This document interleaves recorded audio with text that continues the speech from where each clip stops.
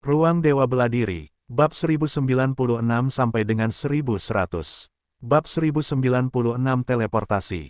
Ledakan, ledakan, ledakan. Pertempuran antara Ye Xiwen dan Xiang Hao berlanjut, sementara binatang mekanik berbentuk harimau di samping mereka terus menggeram pelan, tetapi tidak mendekat. Ini karena keduanya telah meninggalkan istana. Meskipun mereka tidak terlalu jauh, bagi binatang mekanik berbentuk harimau ini, begitu mereka melangkah keluar dari istana, mereka tidak lagi berada di bawah kekuasaannya. Jadi ia tidak peduli, tetapi hanya terus menggeram pelan, memperingatkan keduanya untuk tidak mendekat, jika tidak ia mungkin akan menyerang dengan artefak magisnya kapan saja. Keduanya memahami betapa menakutkannya makhluk mekanik berbentuk harimau ini, dan tak satu pun dari mereka berniat untuk memprovokasinya atau memaksanya masuk ke perkemahan mereka. Meskipun makhluk ini bukanlah makhluk hidup, ia jauh lebih menakutkan daripada makhluk hidup biasa. Begitu benar-benar melepaskan kekuatannya, ia menjadi tak kenal takut dan dapat mencabik-cabik bahkan lawan yang setara dengannya. Ye Xiwen juga telah menyadarinya. Gumpalan roh purba ini sama sekali tidak sederhana. Mungkin ini bukan metode biasa. Ye Xiwen juga familiar dengan metode memisahkan gumpalan roh purba dan menyegelnya di dalam. Namun, gumpalan roh purba hanyalah gumpalan roh purba dan tidak mungkin terlalu kuat. Ini adalah pengetahuan umum. Dengan kekuatan Ye Xiwen saat ini, gumpalan roh purba yang ia pisahkan kira-kira berada di alam transenden. Namun, ada beberapa metode khusus yang dapat meningkatkan kekuatan gumpalan roh purba ini hingga tingkat yang hampir identik dengan tubuh aslinya. Beberapa kekuatan besar memang memiliki metode semacam itu. Secara umum, metode seperti itu tidak digunakan, pertama karena biayanya terlalu tinggi, dan kedua karena masa keberadaan gumpalan roh purba ini akan sangat singkat. Tidak ada yang bisa kita lakukan tentang itu. Roh purba itu sendiri tidak memiliki bentuk fisik, dan energi yang dapat dikonsumsinya terbatas pada roh purba itu sendiri, tidak seperti ketika ia memiliki bentuk fisik. Sama seperti tubuh asli Ye Xiwen yang ada di sini, tidak peduli berapa banyak yang dia konsumsi, dan tiannya akan terus terisi kembali. Tetapi roh purba semacam ini tidak dapat melakukan itu. Jadi begitu memasuki kondisi pertempuran terkuatnya, ia akan cepat kelelahan. Jika ia tidak dapat mengalahkan lawannya dalam waktu singkat, maka semuanya akan berakhir. Dan gumpalan roh purba di hadapannya ini mungkin persis seperti itu. Dari apa yang baru saja dikatakan Wang Xi, dia dapat menyimpulkan bahwa karena Xiang Hao masih berusaha menembus ke tingkat kedua alam aspek Dharma, kekuatannya terbatas. Untuk gumpalan roh purba yang begitu kuat, masuk akal jika dia pasti telah menggunakan semacam teknik rahasia.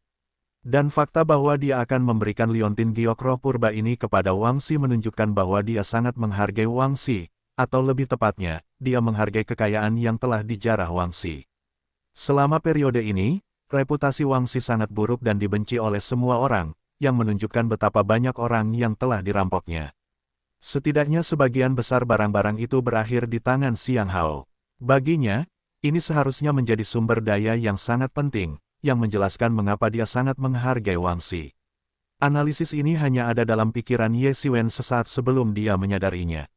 Otaknya bekerja dengan kecepatan tinggi. Karena itu, gumpalan roh purba ini bukanlah sesuatu yang perlu ditakuti. Sebaliknya, dia bisa memanfaatkan kesempatan ini untuk mencari tahu seberapa kuat tubuh aslinya. Sekarang kedua pihak telah berkonflik, dan Ye Xiwen adalah duri dalam daging yang ingin mereka singkirkan secepat mungkin, maka konflik antara kedua pihak pasti tidak dapat didamaikan. Pada saat ini, mengenal diri sendiri dan musuh adalah kunci kemenangan dalam setiap pertempuran. Meskipun Ye Xiwen percaya diri, dia juga sangat sadar diri dan tidak menjadi sombong secara membabi buta. Seperti yang telah diprediksi Ye Xiwen, meskipun serangan dari gumpalan roh purba ini masih dahsyat, serangan itu mulai berangsur-angsur melemah, dan tampaknya semakin transparan. Ini adalah bukti paling langsung bahwa roh itu akan segera kehabisan tenaga. Itu hanya secercah roh purba, ia akan segera lenyap. Ye Xiwen mencibir, meningkatkan serangannya. Tinju-tinjunya bergejolak seperti gelombang, satu pukulan demi satu, hampir mendorong secercah roh purba itu ke dalam situasi putus asa. Kau benar-benar kuat. Aku belum pernah melihat siapapun yang lebih kuat darimu di alam aspek Dharma setengah langkah. Tapi hanya itu saja. Pada saat ini, Xiang Hao mengeluarkan raungan panjang. Ye Xiwen berpikir bahwa dia akan melepaskan beberapa teknik khusus dan hendak berhati-hati. Dalam sekejap, ia membentuk ratusan segel tangan, dan cahaya yang sangat terang muncul dari tubuhnya. Suara seperti lantunan kitab suci kuno terdengar dari tubuhnya. Aku tak peduli kau siapa, aku akan menghancurkanmu. Ye Xiwen meraung, tinjunya berubah menjadi kekuatan bintang, membentangkan ekor galaksi, dan menghantam Xiang Hao. Justru karena kita tidak tahu gerakan seperti apa itu, kita perlu menghentikannya dan mencegah semua bahaya sejak dini, yang merupakan gaya konsisten Ye Xiwen. Tepat ketika tinju Ye Xiwen hendak menyerang Xiang Hao, gelombang cahaya melingkar muncul di sekitar Xiang Hao, melindunginya sepenuhnya. Ye Xiwen bahkan tidak bisa menggesernya. Setelah bersentuhan dengan gelombang cahaya ini, kekuatan tinju tersebut lenyap. Tepat saat itu, sebuah retakan muncul di langit, dan kekuatan dahsyat mengalir masuk dari sana, langsung ke gumpalan roh purba itu. Gumpalan roh purba yang hampir menghilang itu mulai secara bertahap menjadi lebih penuh, matanya menjadi semakin terang, dan auranya secara bertahap menjadi lebih kuat. Kekuatan teleportasi dari jarak jauh. Kilatan maut melintas di depan mata Ye Xiwen. Seseorang benar-benar melakukan teleportasi kekuatan ke Xiang Hao dari jarak jauh, seketika memulihkan roh primordial Xiang Hao, yang hampir runtuh akibat serangan Ye Xiwen. Hei kau di sana, aku tidak peduli siapa kau, kau akan mati. Jika kau menyinggungku, tidak akan ada tempat bagimu di dunia ini. Teriakan dingin, persis sama dengan teriakan Xiang Hao, datang dari ujung celah yang lain. Orang yang mentransfer kekuatannya kepadanya tidak lain adalah Xiang Hao sendiri. Tidak heran jika roh purba Xiang Hao mampu pulih begitu cepat dan menyerapnya tanpa masalah. Ternyata, itu awalnya adalah dua sisi dari koin yang sama, jadi secara alami tidak ada masalah dengan penyerapan.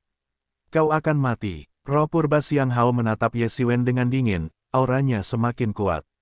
Kekuatannya yang sudah dahsyat menjadi semakin dahsyat setelah menerima kekuatan itu, dengan cepat melampaui ambang batas kekuatan aslinya dan menuju ke tingkat yang lebih tinggi. Apa-apaan ini? Main-main. Ye Xiwen tetap tak terpengaruh dan berteriak dingin. Sebuah lightsaber muncul di tangannya, yang kemudian terpecah menjadi banyak lightsaber di udara.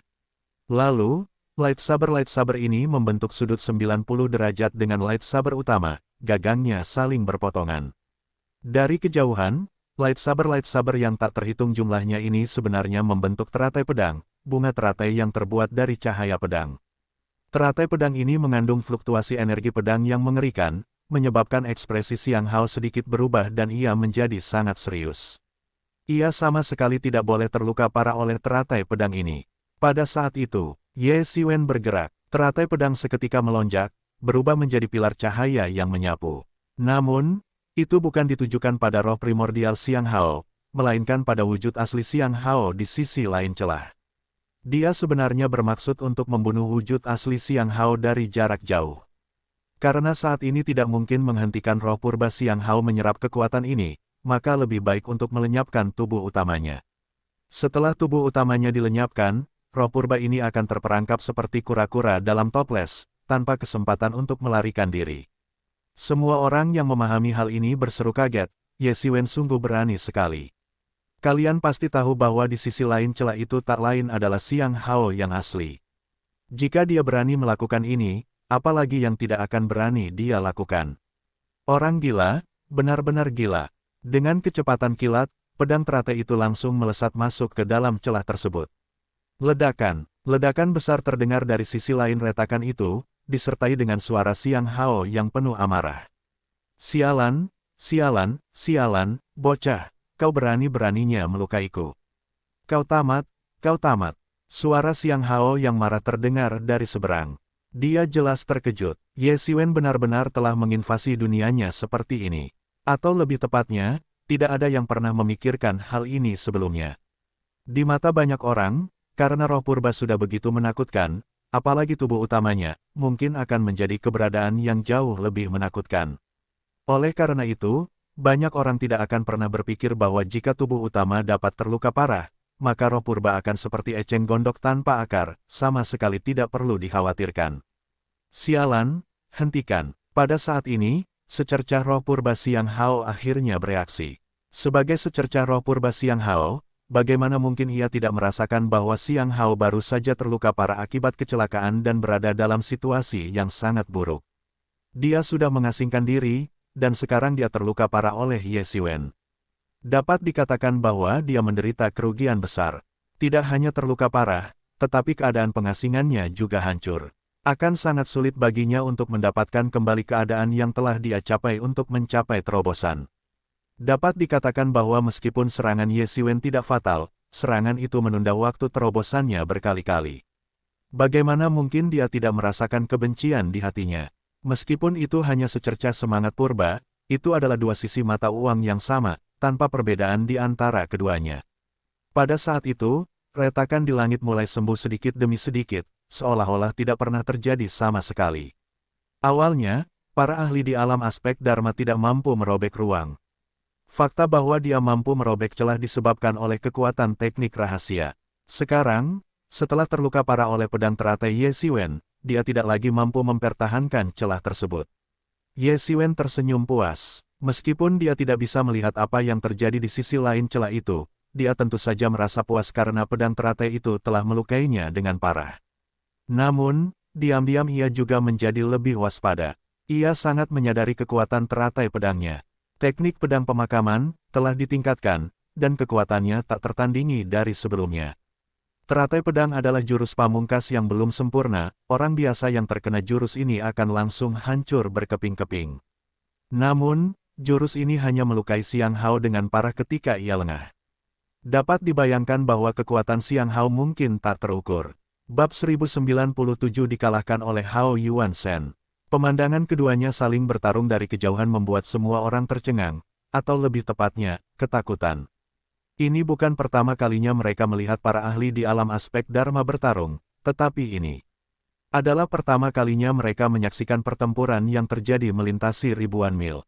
Entah itu transmisi kekuatan jarak jauh Xiang Hao atau luka parah yang ditimbulkan Ye Xiwen pada Xiang Hao dari jarak ribuan mil, mereka semua terpesona dan kewalahan. Kekuatan dan kemampuan kedua orang ini jauh melampaui imajinasi mereka, dan mereka semua merasakan kekaguman yang luar biasa. Di antara para pemuda di istana saat ini, kedua orang ini mungkin sudah mencapai puncak kejayaan mereka.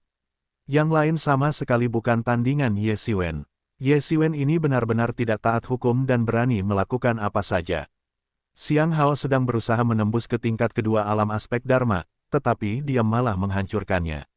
Sekarang dia menderita luka parah. Jangankan menembus ke tingkat kedua alam aspek Dharma, tidak diketahui berapa lama waktu yang dibutuhkan untuk pulih. Dan jika dia berhasil menembus, akan membutuhkan waktu lebih lama lagi. Permusuhan ini sangat besar. Apa masalahnya? Jika kita berada di posisi Ye Xiwen, kita mungkin akan lebih kejam dan bengis darinya. Seandainya bukan karena alam aspek Dharma tidak memiliki kemampuan untuk merobek atau melintasi ruang, kurasa Ye Xiwen pasti akan berani langsung melintasi ruang dan membunuh tubuh utama Hao. Mereka semua orang-orang yang luar biasa. Apakah ada yang tahu tentang latar belakang Ye Xiwen? Dia menjadi terkenal belakangan ini, tetapi anehnya, tidak ada yang tahu tentang asal-usulnya. Seolah-olah dia tiba-tiba muncul dari celah di batu. Banyak orang berdiskusi dan berspekulasi tentang asal-usulnya. Orang seperti itu seharusnya tidak mungkin tetap tidak dikenal sebelumnya. Di wilayah laut manapun, orang seperti itu akan termasuk di antara para jenius terkemuka. Namun, mereka mungkin tidak pernah membayangkan bahwa lebih dari setengah tahun yang lalu, kekuatan Ye Xiwen tidak berarti apa-apa di mata mereka. Beberapa dari mereka bahkan dapat dengan mudah membunuh Ye Xiwen. Itulah mengapa Ye Xiwen tidak terkenal di mata mereka, karena tidak ada yang akan memperhatikan seseorang yang jauh lebih lemah dari mereka. Saat ini, secercah roh purba Xiang Hao menatap Ye Xiwen dengan ekspresi serius.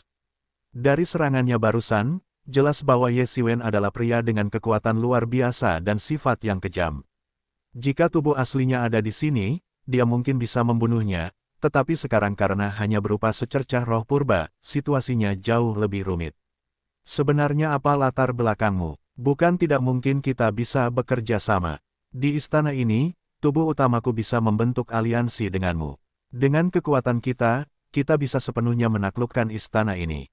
Xiang Hao menatap Ye Xiwen dengan saksama dan bertanya.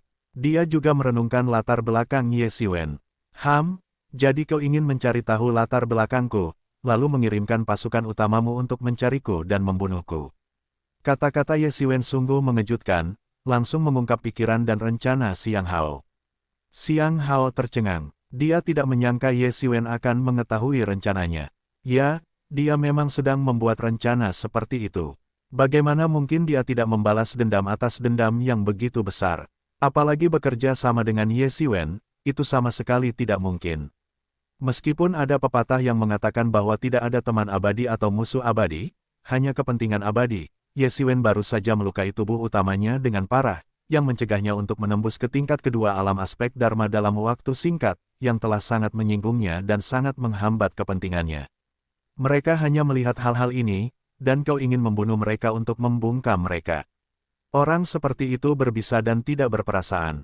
Sekalipun aku bodoh, aku tidak akan pernah mempertimbangkan untuk bekerja sama dengan orang yang berbisa. Kata Ye Xiwen, mengingat kembali kisah Tuan Dongguo. Dia juga ingat dengan teguh bahwa dia bisa bekerja sama dengan siapapun, tetapi orang seperti inilah yang tidak bisa dia lepaskan.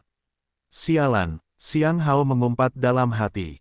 Dia tidak pernah menyangka rencananya akan terbongkar. Kebanyakan orang akan berterima kasih padanya karena telah menyelesaikan dendam mereka, tetapi dia malah bertemu dengan orang aneh seperti Ye Xiwen yang tidak takut padanya. Karena dia tidak takut, dia bahkan tidak pernah mempertimbangkan untuk berdamai dengannya. Jadi rencana ini tentu saja tidak bisa disembunyikan darinya sama sekali. Ayo kita bertindak. Aku tidak punya banyak waktu untuk dihabiskan bersamamu. Aku perlu menemukan wujud aslimu dan membunuhnya juga untuk mencegah masalah di masa depan. Kata Ye Xiwen dingin. Apa? Xiang Hao terkejut. Kau gila, tubuh utamaku saja sudah cukup baik tidak merepotkanmu. Kau malah ingin merepotkan tubuh utamaku. Menurut Xiang Hao, dia benar-benar sudah gila. Dia benar-benar tidak waras, bagaimana mungkin seseorang memiliki ide gila seperti itu.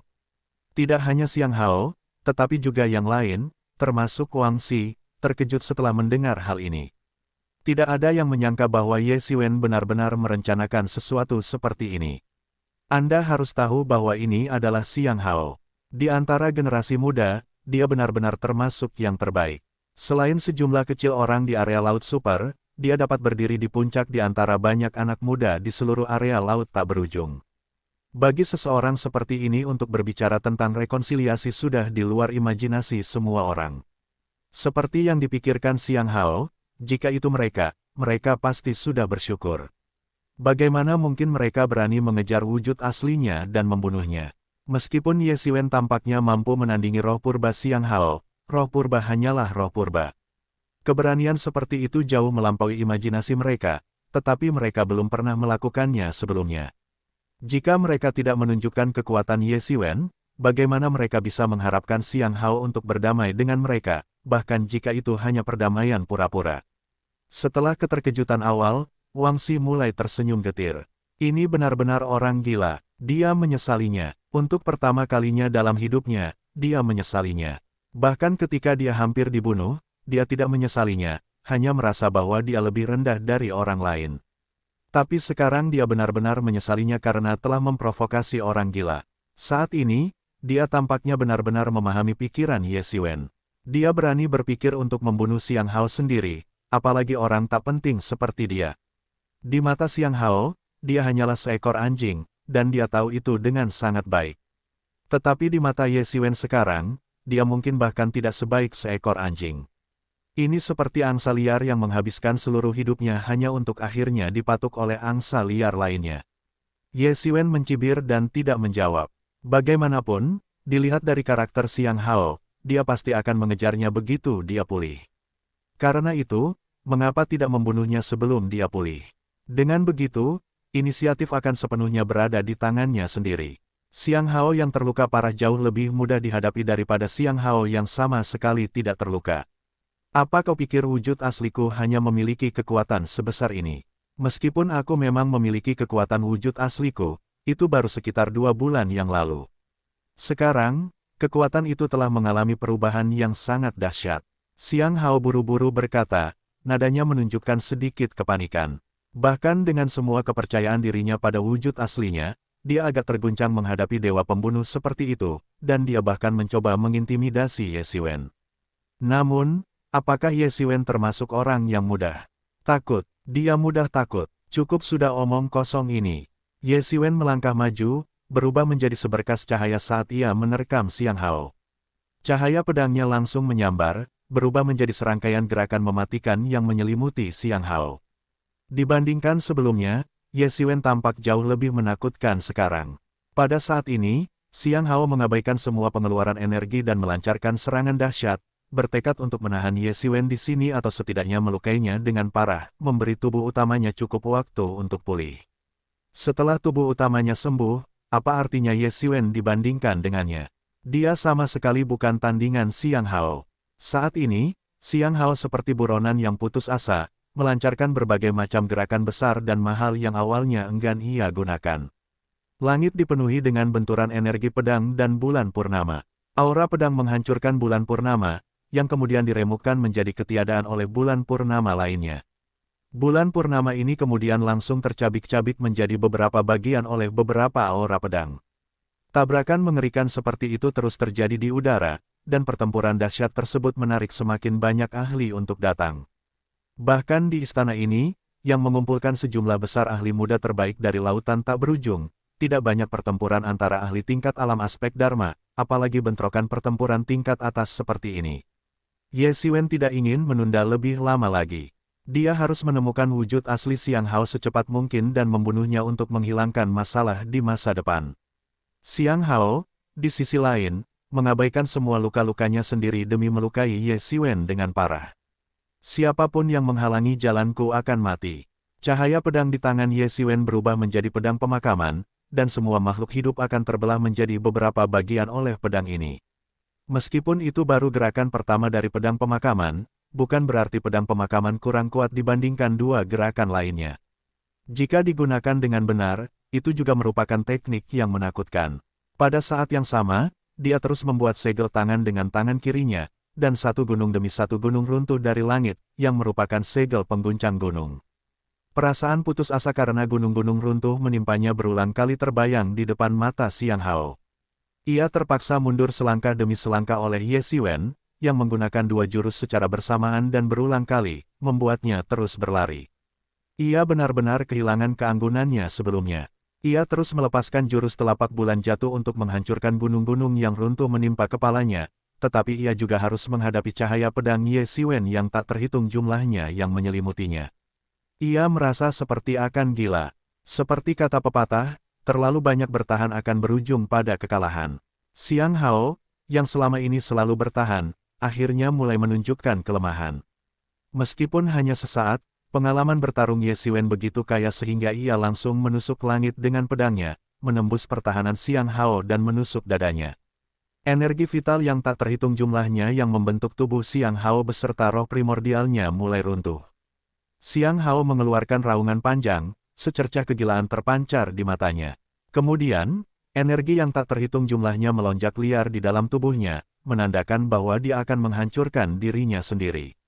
Mencoba menghancurkan diri sendiri, tidak mungkin. Ye Xiwen langsung tahu maksudnya, dan mengambil inisiatif, langsung meraih roh primordialnya. Bab 1098 terungkapnya konspirasi. Mencoba menghancurkan diri sendiri, tidak mungkin. Ye Xiwen langsung tahu maksudnya dan mengambil inisiatif, langsung menggenggam roh primordialnya. Ia bisa langsung tahu bahwa pria itu berusaha melindungi diri, tetapi ia tidak membiarkannya berhasil. Ia meraih roh purba pria itu dan menghapusnya dengan sekali gerakan tangan, melenyapkan kecerdasan roh tersebut. Mata Xiang Hao tiba-tiba menjadi berkabut, dan dia berhenti bergerak dan meronta. Ye Xiwen segera mulai memeriksa roh purba Xiang Hao. Meskipun tidak sekuat roh purba utama, dan ingatannya hancur seketika saat dia menghancurkan diri sendiri, banyak ingatan penting masih terlihat oleh Ye Xiwen, termasuk beberapa teknik kultivasi Xiang Hao, keterampilan bela diri, dan beberapa rahasia tersembunyi lainnya. Semua orang merasakan merinding. Dia benar-benar berani menghapus roh primordial Xiang Hao dan mulai menyelidiki rahasia yang ada di dalamnya. Ini adalah sesuatu yang akan menarik lebih banyak kebencian daripada sekadar menghancurkannya. Jelas bahwa kedua belah pihak mungkin sudah tidak dapat didamaikan lagi. Secara khusus, mungkin ada banyak rahasia Xiang Hao yang tersembunyi di dalam roh purbanya, yang semuanya diketahui Ye Xiwen sekaligus. Justru karena alasan inilah roh purba Xiang Hao, menyadari bahwa ia tidak mampu melawan Ye Xiwen, ingin menghancurkan dirinya sendiri. Menurut Ye Xiwen, itu sama sekali bukan apa-apa. Kedua pihak sudah terkunci dalam pertarungan hidup dan mati, jadi tidak ada gunanya membuat konsesi lebih lanjut. Mengenal diri sendiri dan musuh adalah kunci untuk memenangkan setiap pertempuran.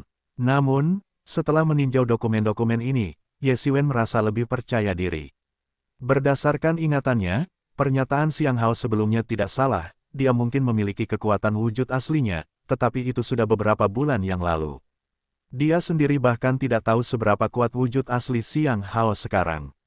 Namun, sudah pasti bahwa dia belum memasuki tingkat kedua alam aspek Dharma.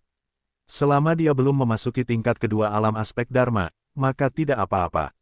Jika dia benar-benar telah memasuki tingkat kedua alam aspek Dharma, maka bahkan Ye Xiwen saat ini pun harus menghindari ketajaman serangannya untuk sementara waktu. Adapun rasa takut, itu sama sekali tidak mungkin. Meskipun dia sekarang telah memasuki tingkat kedua alam aspek Dharma, membunuh Ye Xiwen masih benar-benar mustahil. Tiba-tiba, ular kobra raja yang tadinya berbaring tak bergerak di tanah, melesat keluar, berubah menjadi seberkas cahaya. Tidak jelas teknik rahasia apa yang digunakannya, tetapi ular itu akan menghilang dari pandangan semua orang dalam sekejap. Berusaha pergi, Ye Xiwen mencibir, dan bola api berkobar di tangannya, berubah menjadi pedang berapi panjang, yang langsung dia hantamkan ke bawah. Boom! Tepat saat Raja Ular hendak lolos dari pandangan Ye Xiwen, ujung pedang itu langsung menghantam tubuhnya. Bang! Tubuhnya meledak di tempat, hancur berkeping-keping. Mereka sama sekali bukan tandingan Ye Xiwen. Ye Xiwen juga menyapu bersih semua kekayaannya, tetapi tidak sebanyak yang Ye Xiwen perkirakan semula. Tampaknya Xiang Hao telah membagi semuanya, sehingga ia hanya memiliki kurang dari 10 juta batu darah yang tersisa. Tidak heran Raja Ular perlu terus merampok orang, karena Xiang Hao meminta batu darah terlalu cepat, memaksanya untuk bertindak berkali-kali, karena ia juga perlu berkultivasi. Setelah membunuh Raja Ular, Ye Xiwen segera pergi. Namun, ia tidak pergi untuk mencari ruang rahasia dan istana, melainkan untuk menemukan lokasi kultivasi terpencil Xiang Hao. Meskipun dia tidak mengetahui lokasi pasti Xiang Hao mengasingkan diri dari gumpalan roh purba itu, tempat itu pasti berada di dalam istana ini. Yang terpenting, dia masih memegang gumpalan roh purba itu di tangannya, memungkinkannya untuk memanfaatkan hubungan khusus antara gumpalan itu dan Xiang Hao. Menemukan Xiang Hao, meskipun membutuhkan waktu, lebih baik daripada tidak memiliki petunjuk sama sekali. Jika tidak, Ye Xiwen tidak mungkin menemukan Xiang Hao sendirian. Karena dia memilih untuk berkultivasi dalam pengasingan di istana ini, dia pasti akan memilih tempat yang paling aman dan terpencil, seperti yang dilakukan Ye Xiwen sebelumnya, agar tidak ada yang mengetahuinya. Jika Ye Xiwen tidak memiliki secercah roh purba ini, dia akan segera menghentikan pencarian Xiang Hao dan fokus pada penguatan kekuatannya untuk menghadapi segala kemungkinan. Setelah Ye Xiwen pergi, berita tentang pembunuhan Xiang Hao Yuan dan Raja Ular dengan cepat menyebar ke seluruh istana. Terkadang, dari mulut ke mulut adalah cara tercepat untuk menyebarkan informasi, terutama di antara para ahli bela diri yang telah mencapai kesuksesan besar. Para pendekar bela diri di seluruh istana langsung tercengang. Anda lihat, jika hanya Raja Ular, itu tidak akan terlalu buruk. Meskipun dia terkenal, banyak orang mengabaikannya begitu saja. Tapi Xiang Hao benar-benar berbeda. Tidak banyak ahli di istana ini yang bisa dibandingkan dengannya, Anda mungkin bisa menghitungnya dengan satu tangan. Meskipun hanya secuil roh purba, kemampuan Ye Xiwen untuk dengan mudah membunuhnya membuktikan kekuatannya yang luar biasa. Fakta bahwa Wang Xi bekerja untuk Xiang Hao juga membangkitkan sentimen publik di seluruh Laut Biyue, terutama di antara mereka yang telah disergap oleh Wang Xi atau yang teman-temannya telah meninggal di tangannya. Mereka dipenuhi dengan kemarahan yang adil dan dengan suara bulat menuntut agar Laut Biyue memberikan penjelasan. Jika hanya satu atau dua, mungkin tidak akan ada yang berani menuntut penjelasan dari wilayah Laut Bulan Biru. Lagi pula, wilayah Laut Bulan Biru adalah salah satu wilayah laut besar teratas. Dari segi kekuatan, wilayah ini jauh lebih unggul daripada wilayah laut menengah atau kecil tempat sebagian besar orang berada, dan kekuatan keseluruhannya tidak tertandingi. Namun, ada pepatah yang mengatakan bahwa seseorang tidak dapat menyinggung kemarahan massa. Ketika begitu banyak orang menuntut penjelasan dari wilayah Laut Bulan Biru, bahkan wilayah Laut Bulan Biru pun tampak berada dalam dilema. Tetapi, apakah mereka benar-benar mampu mengusir Xiang Hao? Tentu saja tidak, jadi arti dari Laut Bulan Biru adalah bahwa semua ini adalah fitnah, fitnah yang terang-terangan. Mereka sama sekali tidak menunjukkan niat untuk meminta maaf. Mungkin menurut mereka, itu bukan apa-apa, karena mereka telah memilih untuk datang ke alam darah, mereka harus siap menghadapi banyak korban. Namun, orang banyak tidak berpikir demikian.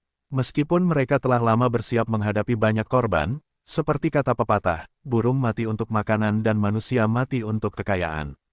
Jika itu hanya pertarungan biasa untuk harta karun langka, mati saja tidak masalah, tetapi menjadi sasaran dan dibunuh, terutama oleh seorang ahli alam aspek Dharma, membantai mereka, yang merupakan master alam aspek Dharma setengah langkah, memang telah membangkitkan kemarahan publik.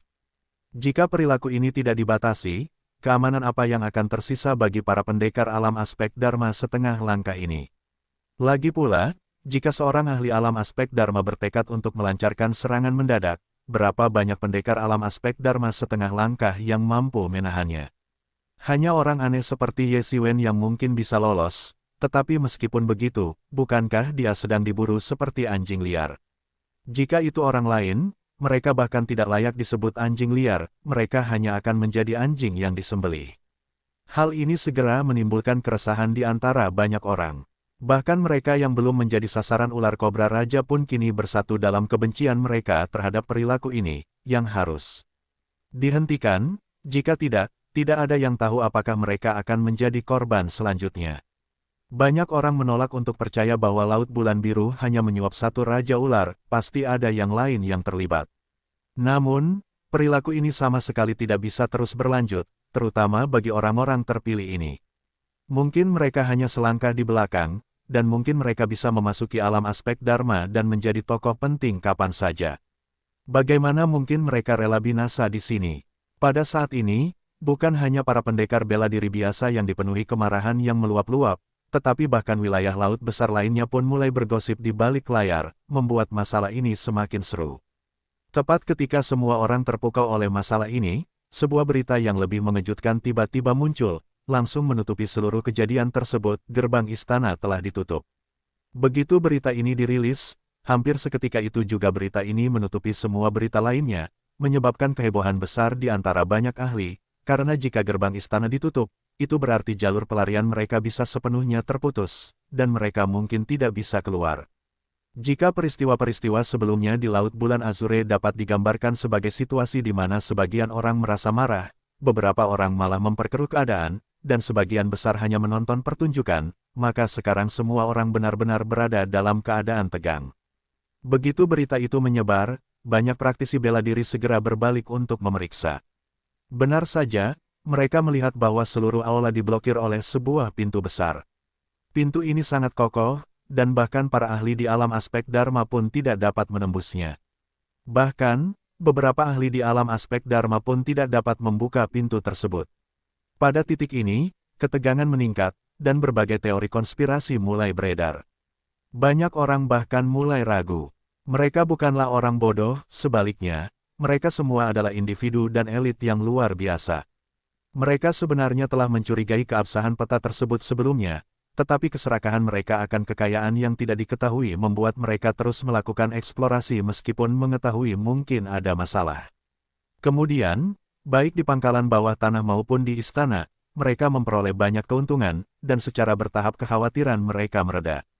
Namun kini, dengan gerbang istana yang tiba-tiba tertutup, semangat semua orang merosot. Suasana hati baik yang sebelumnya mereka nikmati karena kekayaan mereka lenyap seketika, terutama karena konspirasi yang sifatnya sama sekali tidak diketahui itu menjadi semakin meresahkan. Berbagai kecurigaan dan teori konspirasi muncul, dan karena kejadian ini, tidak ada seorang pun yang berani mencari masalah di Laut Bulan Biru. Ini termasuk Ye Siwen, yang semakin khawatir dengan penutupan gerbang istana secara tiba-tiba. Bab 1099 Kemajuan lebih lanjut dalam kekuatan. Ditambah dengan apa yang telah terjadi sebelumnya, Ye Siwen mulai merasa bahwa hal-hal ini menjadi tidak biasa. Dibandingkan dengan kejadian luar biasa ini, masalah Xiang Hao di Laut Bulan Biru tampak tidak berarti. Meskipun Ye Siwen waspada terhadapnya, hanya itu saja yang membuatnya waspada. Sekalipun Xiang Hao Zhen naik ke tingkat kedua alam aspek Dharma, dia tetap tidak akan mampu membunuhnya. Ye Siwen yakin bahwa dia bisa lolos tanpa terluka. Oleh karena itu, ini bukanlah masalah yang paling mendesak saat ini. Meskipun kompleks istana bawah tanah itu sangat luas, Ye Xiwen dengan cepat menemukan Jian Wushuang dan yang lainnya. Melalui desas-desus beberapa hari terakhir, mereka semua tahu bahwa Ye Xiwen tidak hanya masih hidup, tetapi juga telah membunuh Raja Ular. Namun ketika aku bertemu Ye Xiwen lagi, aku tetap sangat bahagia. Apakah kau benar-benar membunuhnya? Tanya Miao Sisi dengan bersemangat saat melihat Ye Xiwen. Ya, Ye Xiwen mengangguk, tanpa menyangkalnya. Yang lain menatap Ye Xiwen dengan takjub. Kekuatan Wang Xi memang tak diragukan lagi berada di alam aspek Dharma, dan Ye Xiwen, yang dengan mudah dapat membunuhnya, pasti sangat kuat. Dia bahkan telah menghancurkan secuil roh primordial Xiang Hao di tempat itu juga. Kemajuannya selama periode ini sungguh mencengangkan. Jika sebelumnya kekuatan Ye Xiwen sudah kuat, tetapi secara keseluruhan mereka masih berada pada level yang sama, maka sekarang, keduanya dapat dikatakan berada pada level yang sama sekali berbeda. Kecuali mereka bisa mencapai alam aspek Dharma, mereka tidak akan bisa mengejar Ye Xiwen lagi. Namun pada saat itu, Ye Xiwen telah mencapai tingkat yang tidak diketahui. Meskipun tingkat kultivasi Ye Xiwen masih yang terendah di antara semua orang, dia sebenarnya telah melampaui mereka semua. Selain Jian Wushuang, ini adalah pertama kalinya ada yang menyaksikan kemajuan Ye Xiwen yang menakjubkan. Baru sekarang mereka mulai mengerti mengapa tingkat kultivasi Ye Xiwen adalah yang terendah di antara mereka, namun kekuatannya melampaui yang lain. Haha, kalau begitu kita benar-benar bisa berjalan menyamping sekarang. Seru Miao Sisi dengan gembira, sambil berkacak pinggang dan menatap langit dengan raungan kemenangan. Apakah ini waktu yang tepat untuk membicarakan hal ini? Gao Xuan tampak kehilangan kata-kata. Yang penting sekarang adalah bagaimana caranya keluar dari istana ini. Aku punya firasat buruk. Yang lain mengangguk setuju, pada titik ini, tidak ada yang tertarik untuk melanjutkan perburuan harta karun. Selain itu, dibandingkan dengan perburuan harta karun, mencari cara untuk keluar dari sini adalah hal terpenting pada tahap ini. Seluruh kejadian ini, dari awal hingga akhir, mungkin hanyalah sebuah konspirasi. Kata Ye Xiwen, hal yang paling mendesak adalah menemukan jalan keluar, tetapi sampai sekarang, kita tampaknya tidak memiliki petunjuk apapun.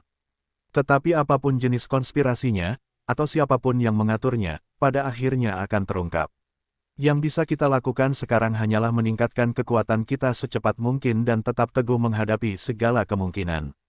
Pada titik ini, alih-alih berlarian tanpa tujuan seperti lalat tanpa kepala, kerumunan yang kebingungan itu seharusnya fokus pada peningkatan kekuatan mereka dan beradaptasi dengan segala kemungkinan. Ye Xiwen dan yang lainnya memilih untuk mengamati situasi dengan tenang, tetapi di dalam istana, banyak orang mulai tidak sabar karena mereka tidak dapat membuka gerbang istana. Gerbang istana, yang terbuat dari bahan yang tidak diketahui, sangat kuat sehingga bahkan beberapa ahli di alam aspek Dharma yang bekerja bersama pun tidak dapat menghancurkannya. Beberapa orang berspekulasi bahwa mungkin dibutuhkan kekuatan yang melampaui alam aspek Dharma untuk menembus gerbang dan keluar. Mereka yang bisa datang ke sini tak diragukan lagi adalah talenta-talenta terbaik dari berbagai wilayah laut, terutama para ahli dari wilayah laut besar. Pasukan mereka memiliki para ahli yang telah melampaui alam aspek Dharma, jadi hal itu bukanlah sesuatu yang asing bagi mereka. Mungkin mereka bisa mencapai level itu dalam beberapa ratus atau 1000 tahun. Tampaknya itu bukanlah jalan buntu. Namun, masalahnya adalah alam darah tidak akan memberi mereka waktu sebanyak itu. Begitu mereka terjebak di sini, mereka akan diasimilasi oleh kekuatan alam darah dalam beberapa tahun, dan akhirnya menua dengan cepat dan mati dengan menyedihkan di sini.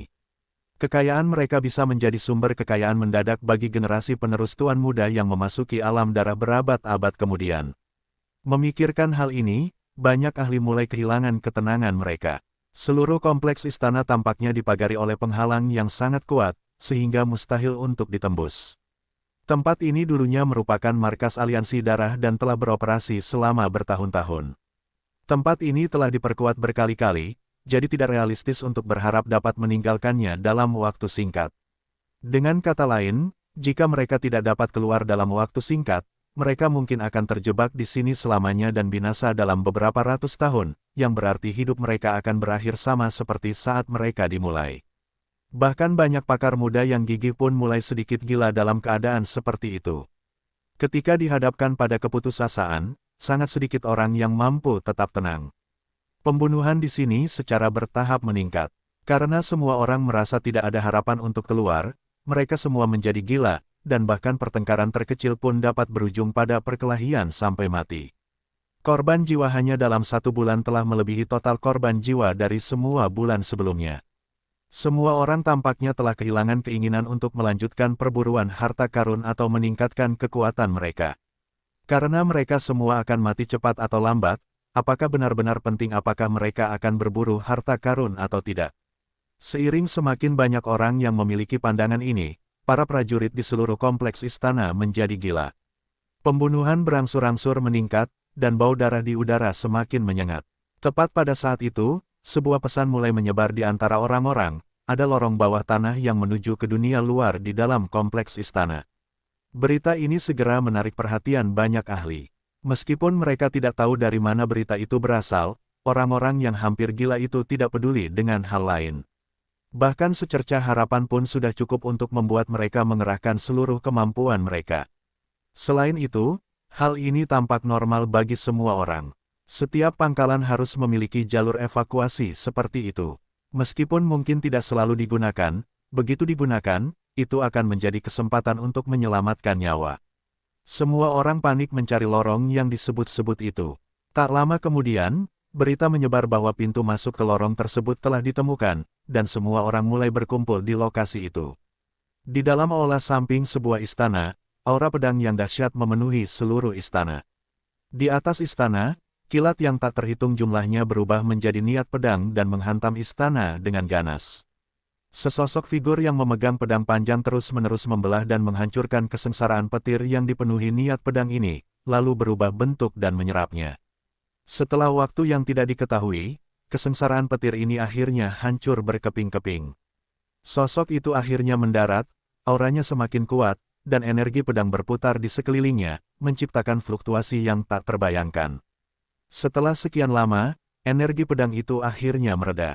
Orang yang melakukan ini tidak lain adalah Jian Wushuang. Pengembangan diri selama sebulan ini akhirnya membuahkan hasil. Kultivasi di alam darah ini memang ratusan kali lebih kuat daripada di tempat lain, kata Jian Wushuang sambil menyarungkan pedangnya.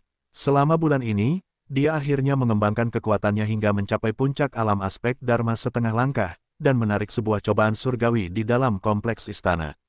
Dia akhirnya selamat dari cobaan surgawi dan berhasil naik pangkat menjadi seorang master di alam aspek Dharma. Sesaat kemudian, yang lain berjalan dari pojok, memandang Jian Wushuang dengan sedikit iri, karena Jian Wushuang telah berjalan lebih dulu. Namun, mereka segera tenang. Mereka tahu bahwa cepat atau lambat mereka akan sampai pada titik ini, itu hanya masalah waktu. Pedang, Wushuang, meskipun kau sudah jauh di depan, aku akan segera menyusulmu. Miao Sisi melangkah maju dan berkata, apakah Ye Xiwen belum keluar dari pengasingannya? Tanya Jian Wushuang, mengabaikan Miao Sisi yang bersemangat. Dia telah mengasingkan diri cukup lama. Belum, tapi kurasa sebentar lagi. Lagi pula, dia tidak akan segera menerobos, dia bisa keluar dari pengasingan kapan saja. Kata Gao Xuan, tapi kali ini, mengenai rute pelarian yang kau sebutkan, menurutmu seberapa benarkah itu? Terlepas dari benar atau tidaknya, itu tidak terlalu penting bagi kita. Karena terlepas dari benar atau tidaknya, kita harus mencoba. Aku tidak ingin menjadi tua di tempat terkutuk ini. Mata Jian Wushuang seperti pedang. Setelah baru saja menembus alam aspek Dharma, dia dipenuhi kepercayaan diri. Jika memang ada konspirasi, seharusnya sudah terungkap sekarang. Bahkan jika aku mati dalam pertempuran, itu lebih baik daripada mati perlahan di sini. Yang lain mengangguk setuju. Bagi mereka, apa yang lebih tidak dapat diterima daripada meninggal karena usia tua. Aku lebih memilih mati dalam pertempuran daripada menerima kematian yang begitu memalukan. Aku juga ikut. Pada saat itu, sesosok muncul dari luar. Dia tak lain adalah Ye Qianqian. Kau benar-benar telah pulih hingga mencapai alam aspek Dharma setengah langkah. Si Kouyan menatap Ye Qianqian dengan tak percaya, yang sudah sebulan tidak ia temui. Sebulan yang lalu, Ye Qianqian bahkan belum berada di alam transenden, tetapi sekarang ia benar-benar telah pulih hingga mencapai alam aspek Dharma setengah langkah. Bahkan dalam fase pemulihan, kecepatan ini benar-benar menakutkan. Setelah menghabiskan begitu banyak waktu bersama, meskipun Ye Qianqian masih tampak acuh tak acuh, semua orang telah sedikit mengetahui tentang kondisinya. Mereka tahu bahwa tulang selangkanya terkunci dan dia telah berusaha untuk memulihkan kekuatannya, tetapi mereka tidak menyangka dia akan pulih secepat ini. Kurasa aku sudah menemukan jalan keluarnya, kata Ye Qianqian sambil tersenyum tipis. Bulan ini, ia pulih lebih cepat dan lebih baik daripada bulan-bulan sebelumnya. Seperti yang dikatakannya, ia tampaknya telah menemukan jalan keluarnya. Meskipun semakin lama semakin sulit, kecepatan pemulihannya justru semakin cepat. Kalau begitu, aku akan membantumu. Pada saat itu, sebuah suara jernih dan dingin terdengar dari aula dalam. Bab 1100 Kesengsaraan Surgawi Ye Qianqian. Ye Xiwen. Kelompok itu menoleh, dan benar saja, itu adalah Ye Xiwen. Tampaknya cobaan yang dialami Jian Wushuang tidak hanya membangunkan Ye Qianqian dari pengasingannya, tetapi juga sepenuhnya membangunkan Ye Xiwen dari pengasingannya. Dibandingkan dengan terobosan Jian Wushuang, Ye Xiwen dan Ye Qianqian dapat bangun dari pengasingan mereka kapan saja, jadi gangguan seperti apapun itu tidak menjadi masalah. Ye Xiwen memandang Ye Qianqian dan terkejut melihat betapa banyak kemajuan yang telah ia capai dalam sebulan terakhir. Tampaknya rantai di tulang selangkanya bukan hanya gagal untuk menahannya, tetapi telah menjadi cara terbaik baginya untuk mengasah dirinya. Selamat atas keberhasilanmu menembus alam aspek Dharma, kata Ye Xiwen sambil tersenyum dan menangkupkan kedua tangannya sebagai salam. Alam aspek Dharma dan alam transenden adalah dua tingkatan yang sangat berbeda. Bahkan di wilayah laut kecil seperti Laut Yunsing, alam transenden hanya dapat dianggap sebagai ahli lokal, sementara hanya alam aspek Dharma yang dapat dianggap sebagai tokoh besar. Bahkan di wilayah laut yang luas, para ahli di alam aspek Dharma dapat menerima cukup rasa hormat. Inilah garis pemisah antara neraka dan surga. Jian Wushuang tersenyum. Dia tahu bahwa meskipun dia memasuki alam aspek Dharma, dia mungkin bukan tandingan Ye Xiwen. Sebulan yang lalu, kekuatan Ye Xiwen cukup untuk membunuh seorang master seperti Wang Xi. Sekarang, dia mungkin telah membuat lompatan lain. Seperti yang kukatakan sebelumnya, aku akan membantumu. Ye Xiwen menoleh ke arah Ye Qianqian dan berkata. Ia mengulurkan tangan dan meraih udara, lalu sebuah pedang panjang muncul di tangannya, yang dipegangnya dengan erat. Boom! Aura mengerikan seketika menyebar dari pedang panjang itu. Semua orang yang hadir adalah kultivator tingkat tinggi, namun mereka semua terdorong mundur selangkah oleh kekuatan ini. Mereka menatap dengan kaget pada pedang panjang di tangannya. Aura yang begitu kuat, bahkan artefak sihir tingkat surgawi yang pernah kulihat sebelumnya pun tidak setakut ini. Gumam Gao Xuan, tidak ada yang tahu bahwa Ye Xiwen sebenarnya memiliki senjata sihir yang begitu menakutkan. Namun, semua orang segera menyadari mengapa Ye Xiwen tidak mengeluarkannya sebelumnya. Salah satu alasannya adalah mungkin itu adalah kartu truf, dan alasan lainnya adalah dia mungkin tidak mampu mengendalikan pedang panjang itu. Mereka semua melihat bahwa tangan Ye Xiwen, yang menggenggam pedang, sedikit gemetar setelah sekian lama.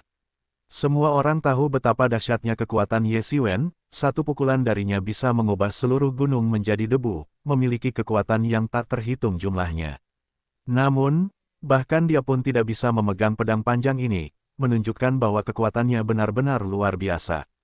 Namun, karena Ye Xiwen tidak berniat menjelaskan, yang lain tidak mengajukan pertanyaan lebih lanjut. Ye Qianqian sangat cerdas dan langsung memahami maksud Ye Xiwen. Senyum tipis muncul di wajahnya yang lembut. Dia akhirnya menantikan hari ini. Dia pikir dia harus menunggu sampai dia meninggalkan alam darah sebelum dia bisa menemukan seseorang untuk melepaskan rantai dari tulang selangkanya. Dia tidak menyangka itu akan terjadi secepat ini. Dia tidak bertanya mengapa Ye Xiwen tidak melepaskan rantainya lebih awal, seolah-olah masalah ini tidak ada sama sekali. Dia bahkan mengetahui kekhawatiran Ye Xiwen tanpa perlu memikirkannya. Namun, dia tidak menyalahkan Ye Xiwen, karena siapapun akan memiliki kekhawatiran seperti itu. Bahkan, dia secara tak terduga mendapat manfaat dari kemalangan ini, kekuatannya justru telah pulih. Aku tidak yakin bisa mengendalikan pisau ini, tapi saat ini, aku tidak punya pilihan selain mencobanya.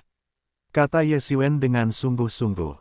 Baiklah, silakan lakukan, kata Ye Qianqian. Dia tahu bahwa jika tangan Ye Xiwen sedikit saja gemetar, dia bisa terbelah menjadi dua. Bahkan seseorang yang berpengetahuan luas seperti dirinya pun belum pernah melihat pedang yang begitu menakutkan dan mematikan sebelumnya. Pedang itu menyerupai senjata dari dewa iblis legendaris. Meskipun Ye Xiwen berusaha sekuat tenaga untuk menekan aura pembunuh yang terpancar dari pedang itu, dia masih bisa merasakan aura yang sangat kuat di dalamnya, cukup untuk membuat seseorang dengan pikiran lemah langsung menjadi gila. Tidak heran Ye Xiwen tidak mengeluarkan pedang mematikan ini bahkan ketika dikejar oleh Hao Chang, karena pedang ini bermata dua dan dapat melukai orang lain serta dirinya sendiri. Minumlah, teriak Ye Xiwen, matanya tertuju pada rantai di tulang selangkanya. Dia mencengkeram pisau itu dengan kedua tangan, urat-urat di lengannya menonjol, dan aliran energi sejati yang tak terhitung jumlahnya mengalir keluar, bukan untuk meningkatkan kekuatan bilah pisau, tetapi untuk menekan senjata ganas ini. Semua orang menahan napas, mengamati adegan ini dengan saksama, takut jika Ye Xiwen secara tidak sengaja gemetar sedikit pun, itu akan menjadi kesalahan fatal. Dentang, terdengar suara tajam, dan pedang panjang itu dengan mudah membuka rantai, hampir memotong besi seperti lumpur. Paduan logam yang sebelumnya membuat Ye Xiwen dan Ye Qianqian tak berdaya, tak mampu menandingi bilah pedang pembantai dewa berbulu. Bas, pedang panjang itu tiba-tiba berdentang, dan energi pedang yang tak terhitung jumlahnya melonjak keluar, aura jahatnya juga memengaruhi Ye Xiwen melalui pedang tersebut. Tahan energinya untukku, teriak Ye Xiwen, dan esensi sejati yang tak terhitung jumlahnya melonjak keluar, bercampur dengan kualitas ilahi yang tak terhitung jumlahnya, seketika menyelimuti bilah pedang pembantai abadi berbulu, dengan paksa menekan energi pedang itu dan mencegahnya menimbulkan masalah. Segera setelah itu, Ye Xiwen bergerak cepat dan membuka paksa rantai di sisi lainnya juga. Klang, klang, dua suara tajam terdengar saat kedua rantai yang mengikat tulang selangka jatuh ke tanah, potongannya bersih dan sangat halus. Dua lubang berdarah mengerikan di bahu Ye Qianqian mulai sembuh dengan kecepatan yang terlihat setelah borgol dilepas.